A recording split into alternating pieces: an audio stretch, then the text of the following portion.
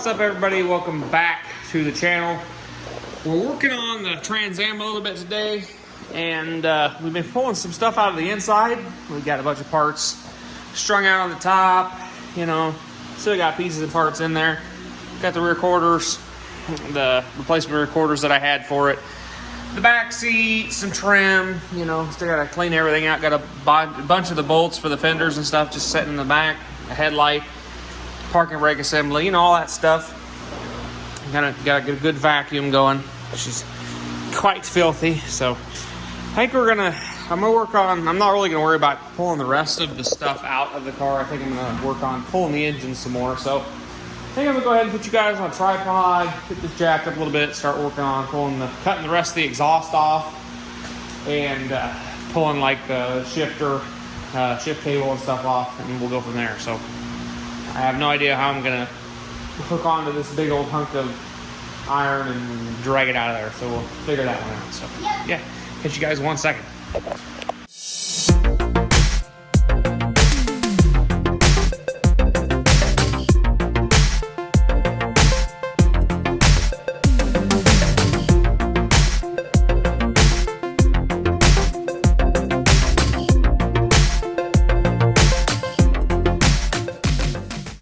Well, that went a little farther than expected, but I've figured it'd just be easier to pop the subframe out and pull the engine that way. Yes, it is going to be easier, but I did find a little bit some complications. Of course, all the subframe bolts are pretty much shot. 2 are broke off. I did get busted the whole welded nut thing out on that one front one. It needs replaced, which that won't be a big deal because it's pretty easy to get in there too. But as you can see, the 2 that did come out are pretty thin. I do need to clean up all this. That's for Sonic. But yeah, I got that pulled out. I'm going to end up pulling this engine trans off. I got to get Chevy motor mounts. But while this is out, I'm going to go ahead and clean this off. And I do wish I had a rotisserie, because at this point I would just buzz the rear end out from underneath it and throw the whole car up on a rotisserie, fix the floorboards, fix the rockers, the lower quarters, all that stuff, and then probably just jam the car and bedline the floor. And, you know, it would be a pretty solid piece at that point. But I don't think that's going to happen. If I want to drive it down in October, that's definitely not going to happen. But I don't know. I'm going to do some thinking on it. It may not go this October, especially if I do get a rotisserie to do. I'd like to do this car properly. Like I said, I'd like to own a nice one someday. This one, like I said, this one might not be it, but this one might be it. I don't know. We'll see. I don't want to dump piles of money in it, but I do want a decent running, decent reliable car when I'm done with it. And I mean, I could do all the mechanical, all the electronical, and I can try my hand at paint to see how that would go.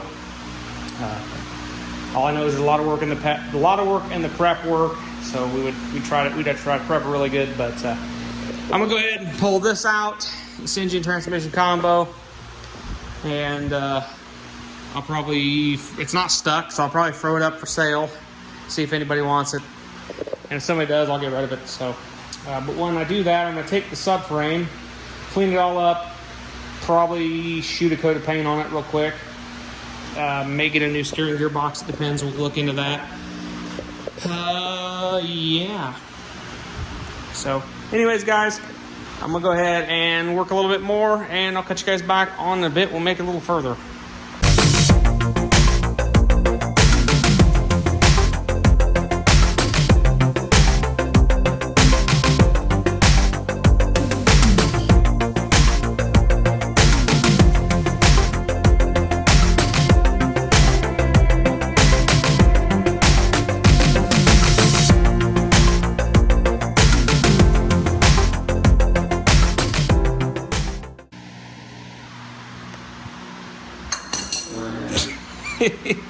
Well, as you can see, we got that off there. That actually wasn't too bad, because I forgot that the clamshell mounts on this motor had welded bolts, or not bolts, welded nuts on the backside, so I was able to screw these back out and pull this right out the car. So that was nice.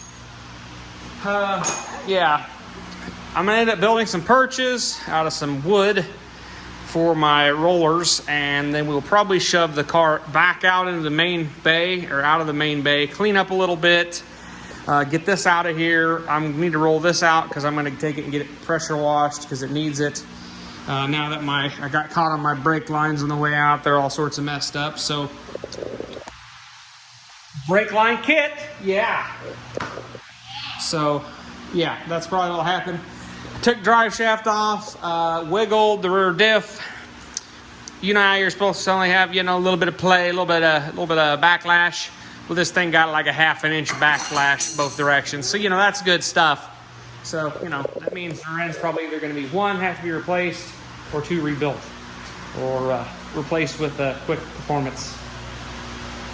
But I don't have the money to put that down for a rear end like that right now. So we'll look at it. I don't know what gear this has in it. I know what the factory gear is supposed to be. It originally had a Posi 308 in it, which wouldn't be a horrible gear for this car, being I want to be a highway car, but I'd like something in the 340s and up. I'd like a 370, 373 around there. So maybe we'll look into changing gears and rebuilding that axle, or we'll look into a quick time performance rear end at some point. But the more I tear into this car, the more a rotisserie would look handy. I could literally pull the rear end out from underneath it, set the car on its side, clean the undercarriage, raptor line the bottom, fix the floor pans and the rust and stuff, raptor line the bottom.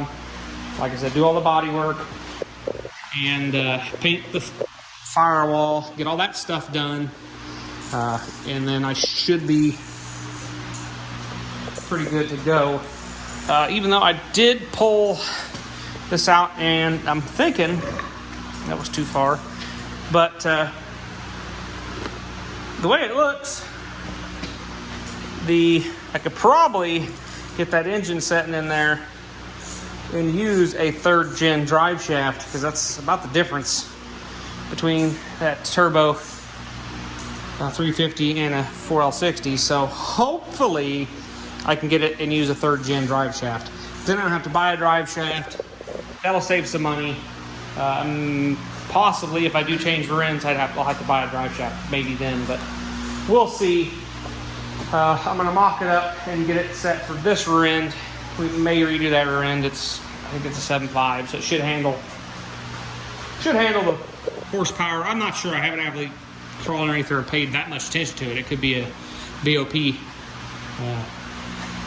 rear end too. I don't know. We'll see.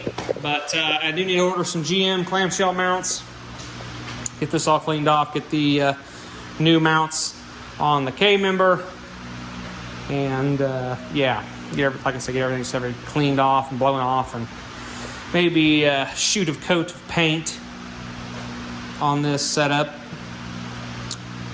Yeah, shoot a coat of just some simple black paint, you know, pull off all the lines I'm not going to use, like this one, and probably those 2 lines, the return and the vent line. Probably pull the feed line off that comes up here. Well, bud. The ratchet? Yeah, you can play with the ratchet. I'll probably pull the feed line off for the fuel line, because I don't need that obviously up there if the LS is going to get fuel in the back. I think I'm going to use a Corvette regulator in this car, so it'll only have to have one feed line, which is right there on the car, right here. So I think I can just run up and use it, and then I can just worry about feeding it back in the back of the tank, or by the tank. So yeah, that'll be my feed line. It'll come up here somehow and slink around stuff and right in the back of the intake. So that'll be perfect. So yeah. Anyways, guys, I think I'm gonna call it a day for today, and I might work on making some stands for this real quick and get it pushed back out there so I can just sweep up and clean up a bit. So yeah, we'll catch you guys in the next one. Hope you guys have a good rest of your week.